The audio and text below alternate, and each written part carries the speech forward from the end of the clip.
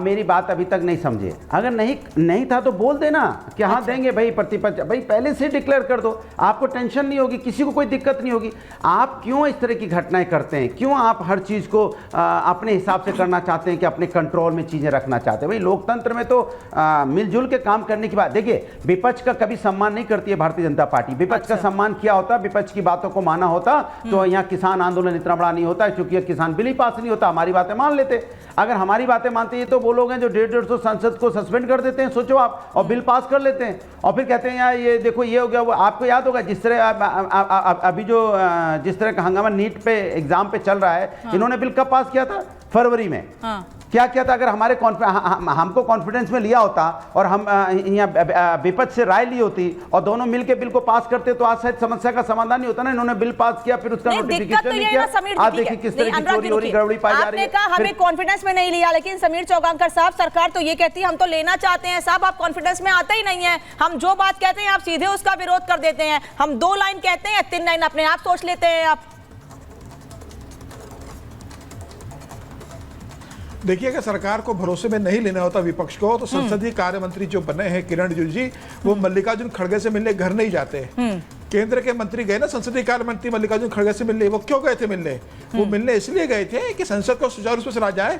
संसद संवाद का माध्यम है, संसद संघर्ष का माध्यम नहीं है। आपको सरकार से कोई समस्या है, आप सड़क पर संघर्ष कीजिए, संसद में सरकार से सवाल कीजिए, संसद में आप संवाद कीजिए। संसद विचार विमर्श का स्थान है। वहां पर मुझे लगता है कि भारतीय जनता पार्टी के मंत्री ने जाकर बताया है कि हम चाहते हैं कि संसद चले। अब ये विपक्ष के ऊपर है। मुझे लग रहा है कि विपक्ष जिस तरीके से मुड़ बनाकर चल रहा है वह संसद को नहीं चलने देगा। राहुल गांधी तो पहले इस बात का संकेत दे चुके हैं कि इस बार सत्र में बड़ा मजा आने वाला है। अब राहुल गांधी को संसद में चलाकर मजा आता होगा तो वह पूरी देश की जनता देखेगी। जिस तरीके से मुझे लगता है कि समाजवादी पार्टी में तो विपक्ष दोनों चाहिए, तो आप सस्पेंड क्यों करते हो? 150 सांसदों को पार्लियामेंट से निकाल देते हो, फिर कहते हो संवाद का संसद को चलने नहीं देगा। अरे मुझे ऐसा लगता है कि जरूरत होती है संवाद अकेले होता है, दीवार से संवाद होगा क्या? 24 और 26 तारीख को स्पीकर का चुनाव होगा, 27 तारीख को राज्यसभा का बाहर सत्र शुरू होगा, उसके बाद प्रधानमंत्री मोदी अपनी कैबिनेट से संसदों को अवगत कराएंगे, राष्ट्रपति का दोनों संबोधन होगा। रुकिए, ऐसे बोलेंगे नहीं समझ आएगा। रुकिए, रुक जाइए सर। भदौरिया जी, डॉक्टर भदौरिया और समीर जी, अगर ऐसे नहीं, ऐसे डॉक्टर भदौरिया बोलेंगे बीच में तो समझ में नहीं आएगा। प्रोफेसर स्वामी, मैं समीर जी की बात को ही आगे बढ़ाऊंगी कि आप तो पहले ही ये संकेत दे रहे हैं कि हंगामा होगा, क्योंकि सुप्रिया शिनेत सीधे सीधे कह रही हैं कि कुर्सी की पेटी बांध लो, संसद का तापमान बढ़ने वाला है। क्या मतलब है इसका? अभी तो शुरुआत भी नहीं हुई है। मतलब वही बात हो गई कि सर अभी कोई आगाज हुआ नहीं है, कोई तैयारी हुई नहीं है, आप हंगामा करने के लिए पूरी तरह तैयार हैं। देखिए, हंगामा तो होना चाहिए। क्यों होना चाहिए? इस समय देश के बच्चों के साथ, युवाओं के साथ, किसानों के साथ, हर वर्ग के साथ जिस प्रकार से अत्याचार हो रहा है, इस देश के अंदर लोकतंत्र है, विश्व का महानतम लोकतंत्र है, बिल्कुल होना चाहिए। सत्ता पक्ष को 1 मिनट चैन से नहीं बैठने देना चाहिए। 13 महीने से मणिपुर में आग लगी हुई है, जम्मू एंड कश्मीर में आतंकी आक्रमण हो रहे हैं, बच्चे सड़क पे हैं, उनके माँ बाप सड़क पे हैं, माएं अपने बच्चों को रात में अपने साथ सुला रही हैं कि आत्महत्या न कर लें। डिप्रेशन में है देश। इस समय अगर शांति होगी, ये मरघट की शांति होगी। मुझे मरघट की शांति नहीं चाहिए। मुझे ऐसा चाहिए कि लोकतंत्र में विपक्ष भी शांत ना बैठे, सत्ता पक्ष भी साथ ना बैठे। मेरे बच्चों के साथ, मेरे देश के किसानों के साथ एमएसपी की गारंटी दीजिए उनको। आप देश के अंदर जो आपने जीएसटी बढ़ाई हुई है एग्रीकल्चरल इनपुट्स पे, उसको कम कीजिए। प्रोफेसर स्वामी, आपने कहा देश डिप्रेशन में है। आपने कहा देश डिप्रेशन में है। 4 जून को सर, 4 जून को आप हमारे साथ थे। 4 जून से पहले आप हमारे साथ बैठे हुए थे। आपने इस पर चर्चा की है। मतलब आपको लग रहा है कि पूरे देश ने जो इस बार वोटिंग की है, नई सरकार चुनी है, विपक्ष को इतना मैंडेट दिया है, विपक्ष को मजबूत किया है, डिप्रेशन में वोटिंग हुई है क्या? आप कह रहे हैं देश डिप्रेशन में है। नीट का पेपर लीक हो रहा है, पीजी नीट का पेपर लीक हो रहा है, हर जगह पेपर लीक हो रहे हैं। इलेक्शन के बाद की घटना है। और माननीय मोदी जी योगा कर रहे हैं। हटा दिया है। अरे माननीय मोदी जी को बताना चाहिए। अच्छा। लोकसभा के अंदर कमेटी बना दी है इसके ऊपर, खड़े होकर एक एक प्रश्न का जवाब देना चाहिए। सर जो प्रोसेस है वो नहीं कंप्लीट होना चाहिए, नहीं जो प्रोसेस है वो नहीं करना चाहिए। नए सांसदों को शपथ मत दिलाएं, स्पीकर का चुनाव मत करें, राष्ट्रपति का भी भाषण मत हो, राष्ट्रपति को थैंक यू नहीं बोला जाए, ये प्रोसेस नहीं होना चाहिए सर। अगले 10 दिन तो इसके लिए हैं, इसमें ना कोई प्रश्नकाल है, इसमें ना कोई चर्चा होनी है, इसमें सिर्फ और सिर्फ प्रोसेस कंप्लीट होना है, इसीलिए 10 दिन का ये सत्र बुलाया गया है। प्रोसेस बहुत देख लिया हमने जीवन में। आज आप तो देश नियम के हर वर्ग परेशान है महंगाई से और बेरोजगारी से।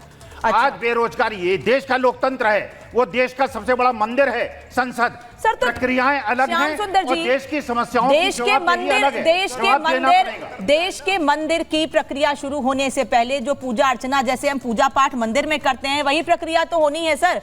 किस तरह से प्रोसेस होगा, जो संविधान का नियम है, जो चीजें फॉलो होती आ रही हैं उसे फॉलो करना है, वही तो चीजें होनी है। उसका विरोध प्रोफेसर स्वामी कर रहे हैं। नहीं कह रहे हैं प्रोसेस होना ही नहीं चाहिए, वो ये कह रहे हैं सीधे चर्चा कर लीजिए। श्याम सुंदर जी वो कह रहे हैं सीधे चर्चा कर लीजिए, कोई प्रक्रिया नहीं होनी चाहिए। आदमी जो है वो स्पीकर बने और सहयोगी दल के आदमी डिप्टी स्पीकर। सर तो पहले शुरू तो होने दीजिए, अभी शुरू नहीं हुआ है, हंगामा करने की तैयारी पहले ही कर ली है। हंगामा कीजिए और देश की जनता की आवाज को सुनिए। देखिए मुझे बड़ा दुख हुआ, कोई राजनीतिक दल के लोग अगर इस तरह का प्रतिरोध करने की बात करें तो थोड़ी देर के लिए बात समझ में आती है, लेकिन प्रोफेसर स्वामी जैसे वरिष्ठ जो लोग हैं, जो चीज़ों को समझते हैं, वो भी अगर संवैधानिक जो हमारी परंपराएं हैं, अभी तो ये डिप्टी स्पीकर की बात परंपरा के अनुसार मांग करते हैं, तो प्रोटेम स्पीकर की बात परंपरा के अनुसार बात करते हैं, लेकिन जो सरकार अभी बनी है और एक प्रक्रिया है, जितने भी हमारे सांसद चुनकर आए हैं उनका वहां पर शपथ ग्रहण होना है, हाँ। बाकी सारी चीजें होनी है,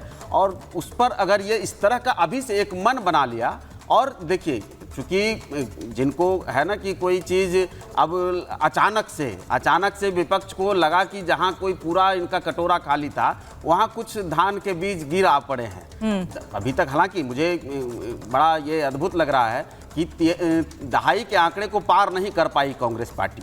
अब क्यों नहीं कर पा रहे हैं, अब ये कारण यही है। मुझे दुख इस बात का है कि आप ऐसी चीज़ों का आप वर्णन कर रहे हैं, महंगाई का मुद्दा है या बेरोजगारी का मुद्दा है, या तमाम चीज़ें जो हैं, संसद इन चीज़ों से उबरने के लिए, इन चीज़ों से निपटने के लिए है, लेकिन क्या उसके जो आदर्श रहे हैं उसको ध्वस्त करके तब तो आप कहें कि सरकार बननी ही नहीं चाहिए। सरकार को बनने ही मत दो। बेरोजगारी है, देश में इन तमाम तरह की समस्याएं हैं। प्रधानमंत्री जी योगा कर रहे हैं, प्रधानमंत्री जी की योगा नहीं करने से सारा नीट का मामला क्लियर हो जाता। सीबीआई जांच की मांग की जो बात की गई है, वो जो ऑर्डर हुआ वो सब बेकार है, इसमें सुप्रीम कोर्ट का दखल बेकार है। प्रधानमंत्री जी का योगा रोको और सारी समस्याओं का देखिए। अच्छा तौसीफ खान रुकिए। तौसीफ खान मुझे बता दीजिए कि इस बार टीएमसी का क्या स्टैंड रहने वाला है। पहले तो कहा कि भाई हम इंडी गठबंधन में हैं, फिर कहते गठबंधन नहीं है, बाहर से सपोर्ट कर रहे हैं। क्या इस बार संसद के सत्र में विपक्ष एकजुट दिखेगा? क्योंकि जितना बड़ा टेस्ट मोदी सरकार का है, उससे बड़ा टेस्ट तो इस बार विपक्ष का है, क्योंकि आम आदमी पार्टी जिनके साथ चुनाव लड़ा उन्हीं के खिलाफ खड़े हो रहे हैं। दिल्ली में कह रहे हैं भाई जनता को पानी दीजिए, आम आदमी पार्टी सरकार जिम्मेदार है इसके लिए। कहीं तो साथ दिख जाइए।